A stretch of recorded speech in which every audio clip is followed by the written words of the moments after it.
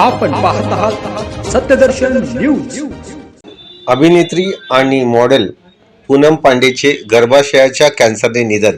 अभिनेत्री आणि मॉडेल पूनम पांडे हिच्या संदर्भात एक धक्कादायक बातमी समोर येत आहे। पूनम पांडे हिचं सर्व्हिकल कॅन्सर म्हणजेच गर्भाशयाच्या कॅन्सरने निधन झाले आहे। वयाच्या 32व्या वर्षी तिने अखेरचा श्वास घेतला।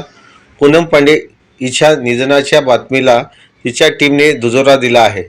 पूनम पांडेच्या अधिकृत इंस्टाग्रामवर एक पोस्ट शेअर करण्यात आली होती। त्यात तिच्या मृत्यूविषयी सांगितले आहे।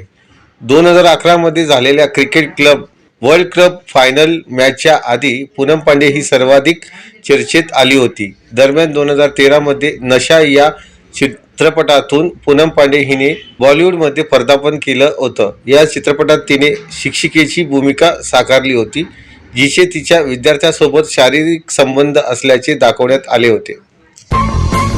सत्यदर्शन न्यूजला लाईक करा, शेअर करा, सबस्क्राइब करा।